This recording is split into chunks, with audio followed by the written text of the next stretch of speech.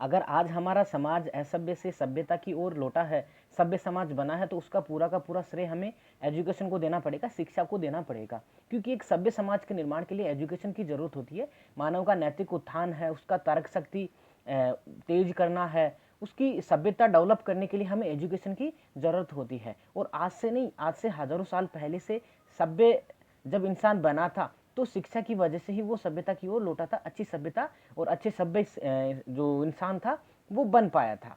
तो अभी भारतीय जो गवर्नमेंट है उसने एक नई एजुकेशन पॉलिसी लेके आई है 2020, जो नरेंद्र मोदी की गवर्नमेंट है। उससे पहले भी पॉलिसी आ चुकी है। तो आज हम दोनों तीनों जितनी भी पॉलिसी हैं उनके बारे में अध्ययन करेंगे। अभी जो नई पॉलिसी है उसमें क्या नया चेंजेज आया है वो सारा का सारा हमें देखने को मिलेगा। Allow to discuss. मैं रमेश कुमार स्वागत करता हूँ आप सभी का अपने यूट्यूब चैनल आर के एजुकेशन पे, और आशा करता हूँ आप सभी अच्छे होंगे, सेफ होंगे और अपने घरों में होंगे। तो सबसे पहले हमें देखना पड़ेगा कि एजुकेशन जो पॉलिसी है भारत में कितनी आ चुकी है।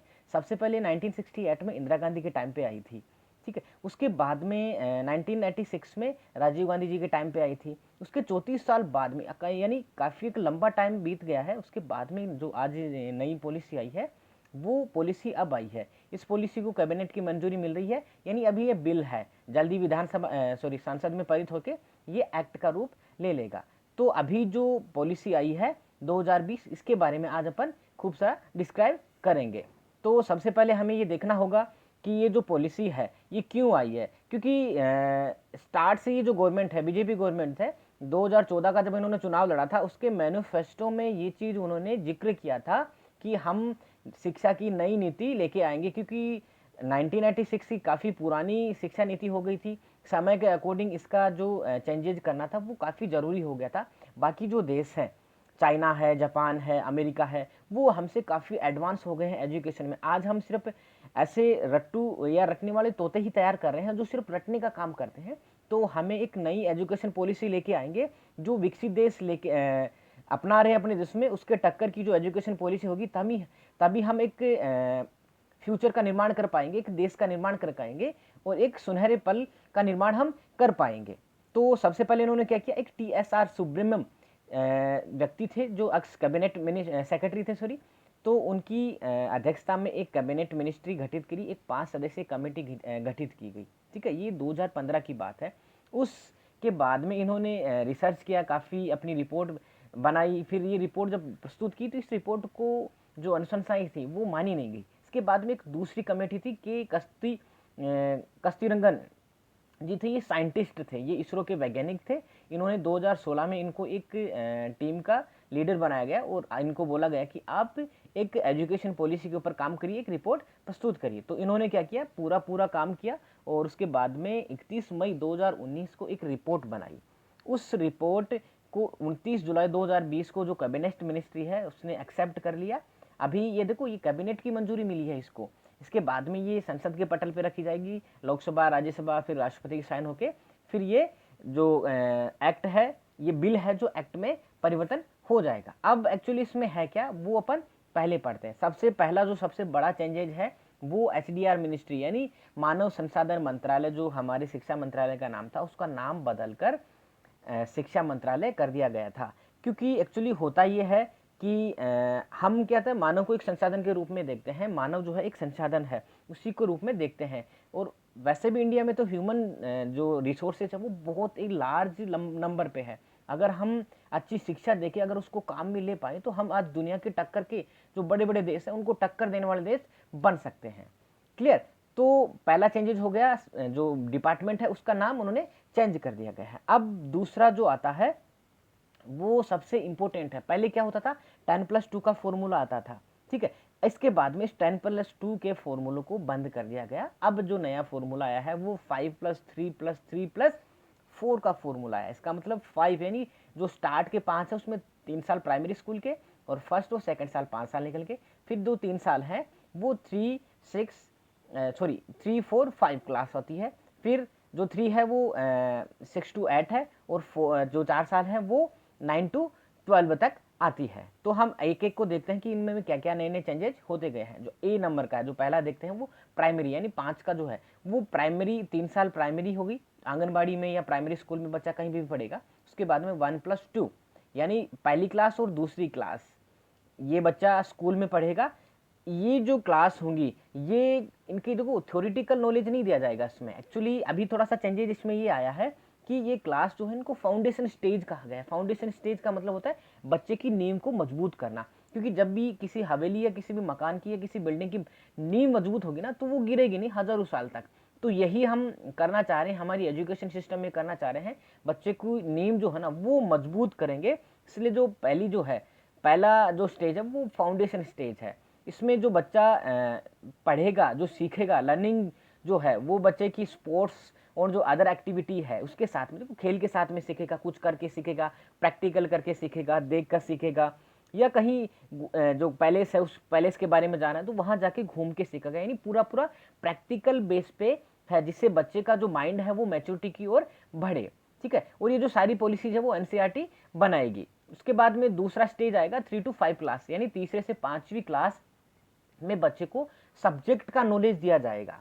यानी बच्चा जो है ना 3 to 5 क्लास में साइंस, मैथ्स, एसएसटी, ह्यूमैनिटी जैसे सब्जेक्ट पढ़ेगा, इन सब्जेक्ट के बारे में नॉलेज लेगा। क्योंकि देखो एक्चुअली होता क्या है, ये वाली स्टेज जो है ना इस बच्चे पे इतना मैच्योर हो जाता है कि वो बेसिक सब्जेक्ट नॉलेज जो है ना वो बच्चा ले सकता है। अभी नेक्स्ट जो देखेंगे सी का है 6 to 8, यानी इस एज में बच्चे की जो स्किल है वो डेवलप करेंगे। यानी अभी नई पॉलिसी आएगी उसमें क्या किया जाएगा, जो 6 to 8 क्लास होगी उसमें कंप्यूटर कोडिंग है, सॉफ्टवेयर डेवलपिंग है, या जो डिजिटल टाइप की जो डेवलपिंग है, ये सब बच्चे को सिखाया जाएगा। एक्चुअली देखो हम देखते क्या है, हमारे घर में जो छोटे बच्चे होते हैं मोस्टली 10-12 साल के, 13 साल के, 14 साल के बच्चे, छोटे छोटे बच्चे बहुत अच्छी ड्राइंग बना लेते हैं। यहाँ तक तो छोटे छोटे बच्चे कूलर वगैरह भी ठीक कर देते हैं, हमारी मशीनें ठीक करते हैं, हर किसी चीज़ की बैटरी बना देते हैं, अच्छी हैंडीक्राफ्ट बना लेते हैं। लेकिन हमारा जो एजुकेशन सिस्टम क्या होता है, जब भी जैसे वो क्लास में आगे बढ़ता है तो उस क्लास के अकॉर्डिंग क्या होता है, वो एजुकेशन में, पढ़ाई में, किताबें रटने में लग जाता है, तो वो जो उसकी स्किल होती है वो पीछे छूट जाती है। तो हमारा जो नया एजुकेशन सिस्टम है उसमें क्या किया जाएगा कि जो बच्चे की स्किल है वो बच्चा जो है उस स्किल के ऊपर प्रैक्टिकल कर सकेगा, इंटर्नशिप कर सकेगा। वो किसी भी यूनिवर्सिटी में या किसी भी प्राइवेट सेक्टर में या कहीं पे भी जाके इंटर्नशिप कर सकता है, प्रैक्टिकल नॉलेज उस चीज़ का ले सकता है, जिससे वो क्या होगा, जैसे 12th पास करेगा बच्चा उस टाइम पे उसके पास में एक रोजगार से रिलेटेड यानी उसकी स्किल उसके पास में रहेगी, जिससे वो अपना रोजगार कर सकता है, रोजगार ले सकता है। अब उसके बाद में आता है 9 to 12। अब देखो ये सबसे मजबूत बेस एजुकेशन टाइम और एज होता है बच्चे की। तो इसी टाइम पे बच्चे को क्या गया, एक टारगेट पेश दिया जाएगा। देखो ये एज होती है 9 to 12 जो क्लास के बच्चे जो होते हैं वो बहुत टैलेंटेड बच्चे होते हैं। इस टाइम पे क्या होता है, बच्चों की जो स्किल होती है ना वो बहुत अच्छी ग्रोथ होती है। इस टाइम पे बच्चा क्या करता है, कोई चीज़ टारगेट डिसाइड कर लेता है ना तो उस टारगेट को इजीली अचीव कर सकता है। क्योंकि हम मोस्टली देखते हैं कि बच्चा पहले अलग, बच्चे को हम 12th के बाद में कुछ टारगेट देते हैं। इससे बेटर है कि 12th या 9 से 12th यानी 3 या 4 साल में उसी में हम क्या बच्चे को एक टारगेट दे देंगे, एनालिस करना सिखाएंगे, बच्चे को तर्क करना सिखाएंगे, बच्चे को कंपैरिजन करना सिखाएंगे। यानी उसकी कंप्लीट जो एनालिस है, उसका जो एथिक्स है, उसकी आर्टिफिशियल इंटेलिजेंस है उसको बढ़ाएंगे, उसका एजुकेशन जो फाउंडेशन है उसको अपन क्या ग्रोथ करेंगे। इसलिए ये जो सब्जेक्ट है, सॉरी ये जो क्लासें हैं वो बच्चे की आर्टिकल इंटेलिजेंसी बढ़ाने के लिए दी गई है। अब देखो उसमें काफ़ी फैक्ट्स हैं, स्कूली टाइम पे जो फैक्ट्स हैं हम उसके बारे में बात करते हैं। सबसे पहले जो सब्जेक्ट स्ट्रीम है वो खत्म कर दी गई है। सब्जेक्ट स्ट्रीम का मतलब ये होता है, जो अभी अपन कॉलेज एजुकेशन के बारे में जानेंगे तब पूरा डिस्क्राइब करेंगे। दूसरा सब्जेक्ट पूल सेमेस्टर पॉलिसी, यानी सब्जेक्ट्स के पूल बनाए जाएंगे। ठीक है, ये भी हम आगे वाले चैप्टर में देखेंगे। सेमेस्टर पॉलिसी बना दी गई है। अभी क्या होती है, ईयरली एग्जाम होती है। अभी ईयरली एग्जाम, नई पॉलिसी में क्या क्या है, जो ईयरली एग्जाम है उस ईयरली एग्जाम को सेमेस्टर यानी 6-6 महीने से पेपर लगेंगे। अभी क्या होता है, साल में एक पेपर लगता है, एक एग्जाम होती है, फाइनल एग्जाम होती है, तो बच्चा क्या होता है थोड़ा सा केयरलेस हो जाता है। अभी क्या करेंगे, 6-6 महीने से अगर पेपर लगेंगे तो बच्चा क्या अपनी एजुकेशन से कनेक्ट रहेगा, अपनी बुक्स से और अपने जो स्टडी है उससे वो कनेक्ट रहेगा, क्योंकि उसको 6-6 महीने पे ही पेपर देने पड़ेंगे। दूसरा रिपोर्ट कार्ड्स जो होता है बच्चे का, उसमें जो मार्क्स आएंगे वो मार्क्स में अभी क्या आते हैं अपन अदर एक्टिविटी सब्जेक्ट, जैसे इन्वायरमेंट है, कंप्यूटर है, उसका स्पोर्ट्स है, ये बहुत सारी ऐसी अदर एक्टिविटीज़ है, उसके नंबर जुड़ते नहीं, हमें क्वालिफाई ही करना पड़ता है। लेकिन अब क्या होगा, ये सारे के सारे नंबर जुड़ेंगे, बच्चे की स्किल जितनी भी हैं वो सारे के सारे नंबर जो ऐड होते हैं। कई बार क्या होता है कि थ्योरेटिकल बच्चा वीक होता है, ठीक है, तो इसलिए उनको क्या किया, अभी जो अदर एक्टिविटीज़ हैं यहाँ तक कि बच्चों का स्पोर्ट्स, ये मानो कि वही बच्चा क्रिकेट अच्छा खेलता है तो उसका भी स्कोर जो है वो उसके रिपोर्ट कार्ड में ऐड होगा, यानी उसकी जो अदर स्किल्स हैं उसके सारे नंबर जो है उसके रिपोर्ट कार्ड में ऐड होंगे। और देखो रिपोर्ट कार्ड कैसे बनेगा, रिपोर्ट कार्ड 3 स्तर से बनेगा। एक्चुअली रिपोर्ट कार्ड में बच्चा खुद को मार्क्स देगा, बच्चे के जो सहपाठी होते हैं, क्लासमेट होते हैं, वो भी उसको मार्क्स करेंगे, और बच्चे के जो स्टाफ है यानी टीचर्स हैं वो भी बच्चे को मार्क्स करेंगे। ठीक है, अब नेक्स्ट आता है मदर लैंग्वेज। देखो सबसे इंपॉर्टेंट ये चीज़ है कि जो मातृभाषा है हमारी, 5th क्लास तक बच्चा अपनी उस मातृभाषा में पढ़ाई करेगा। अभी क्या होता है, इंग्लिश की बाउंडेशन होती है या हिंदी लिटरेचर की बाउंडेशन होती है, किसी भी एक पर्टिकुलर लैंग्वेज की बाउंडेशन होती है, लेकिन हाँ उसको एक सब्जेक्ट के तौर पर इंग्लिश को, हिंदी को पढ़ सकता है बच्चा, लेकिन 5th क्लास तक वो जो उसकी मदर भाषा है, उसकी जो मातृभाषा है, बच्चा उसी में, जैसे आपकी मराठी है, किसी की तेलुगु है, किसी की उड़िया है, किसी की असमी है, किसी की राजस्थानी है, या किसी की जिसकी जो भी मदर लैंग्वेज है वो 5th क्लास तक उसी लैंग्वेज में पढ़ाई कर सकेगा।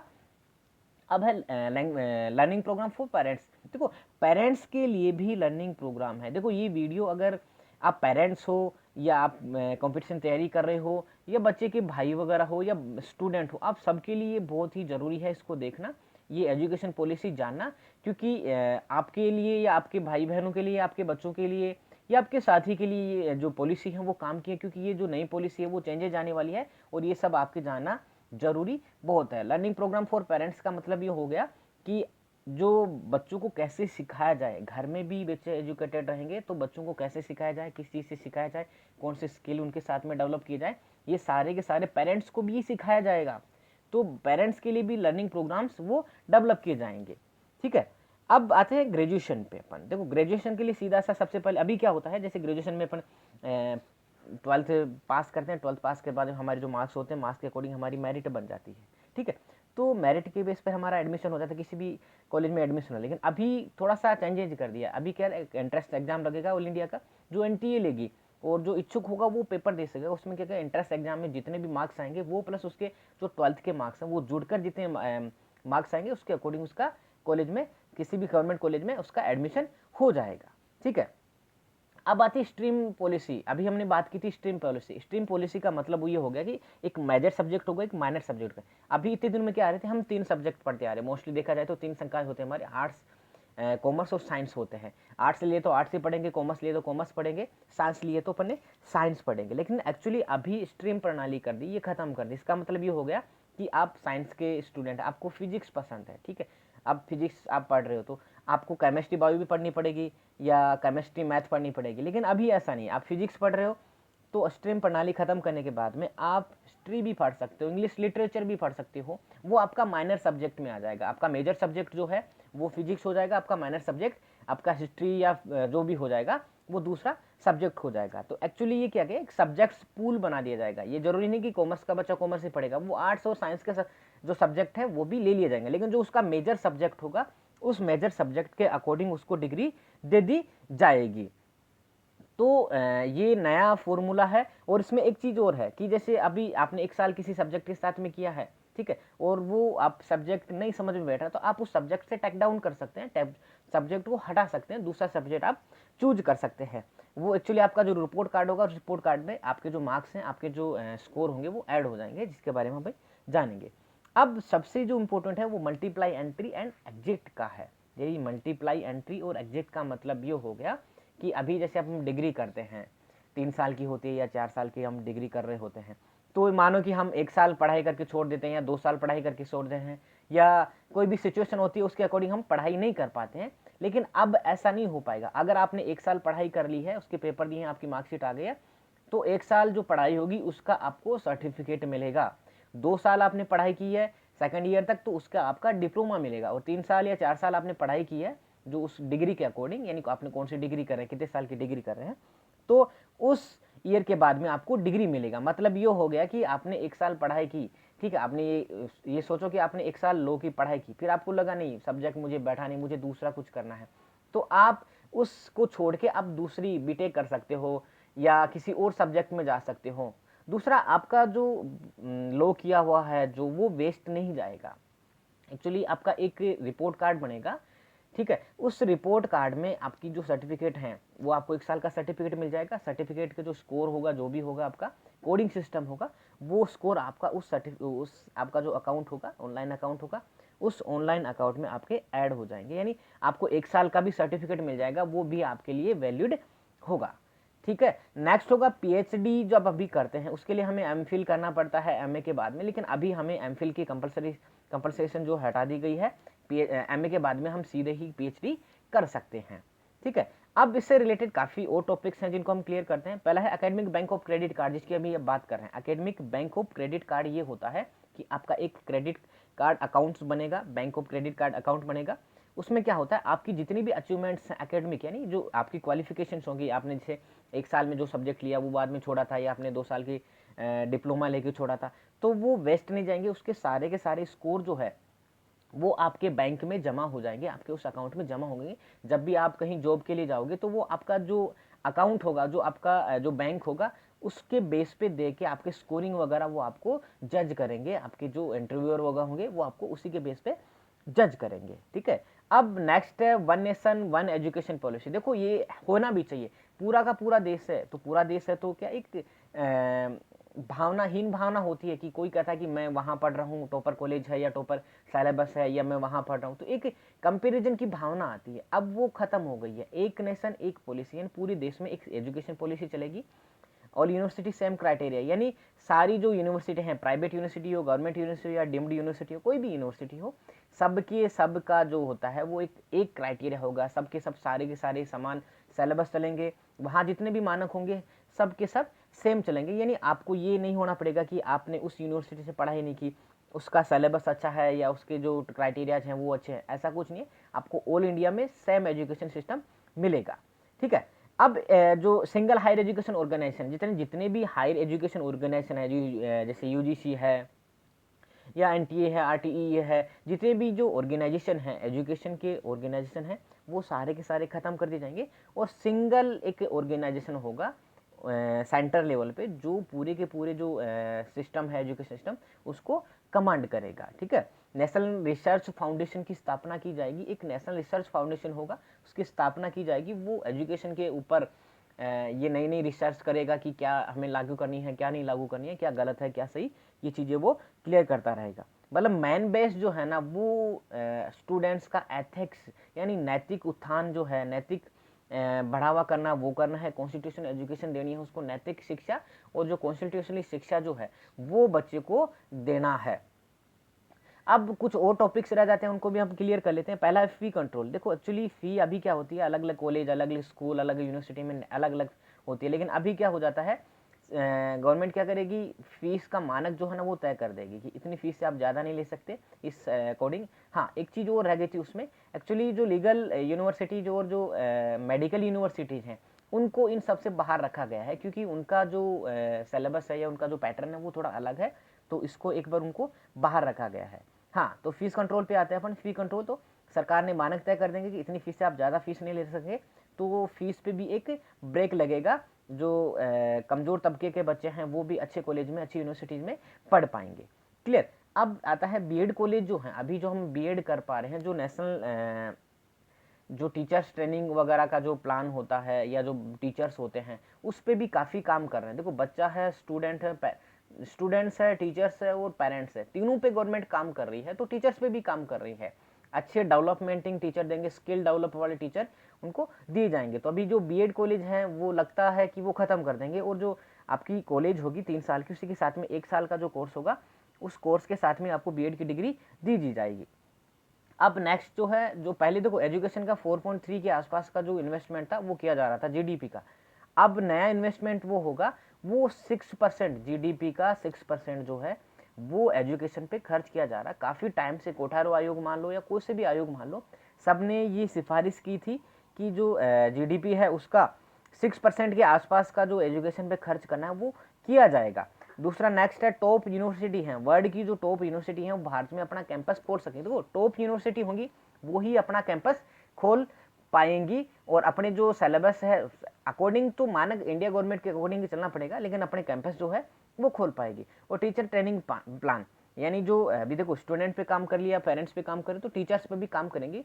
तो टीचर्स पे भी जो सेंट्रल गवर्नमेंट है उसका एक क्राइटेरिया होगा, कौन सी एजुकेशन देनी है, कैसी स्किल डेवलप होगी, ये सारा का सारा दिया जाएगा। तो ज़रूरी है कि देखो काफ़ी टाइम से जिस प्रकार से पॉलिसीज़ हैं उनमें काफ़ी थोड़ी बहुत सारी अच्छी भी हैं, कुछ एक में कमी भी हैं, क्राइसिस भी लोग आवाज़ भी उठाएंगे। लेकिन अभी देखो कैबिनेट मिनिस्ट्री में पार हुआ है, सांसद में जाएगा, वहाँ पे इस पर बहस होगी, हो सकता है कुछ संशोधन भी हो जाए और अच्छी पॉलिसी और अच्छे जो विवरण हैं वो जुड़ जाएँ। तो आशा करते हैं कि होनेस्टी के साथ में इस शिक्षा को लागू किया जाए, तो देश के फ्यूचर हैं, जो देश के बच्चे फ्यूचर हैं, उसके लिए ग्रोथ जो है वो बहुत अच्छी हो पाएगी। और जल्द ही हमारे जो बच्चे हैं वो दुनिया की जो एजुकेशन सिस्टम है टॉप की, उसके लेवल के बच्चे हम दे पाएंगे, अच्छे जो टैलेंटेड बच्चे हैं वो दे पाएंगे। आशा करता हूँ आप सभी को वीडियो अच्छा लगेगा। अच्छा लगे तो शेयर करें, कमेंट करिए और लाइक ज़रूर करें और सब्सक्राइब करिए, बेल आइकन पर प्रेस करिए।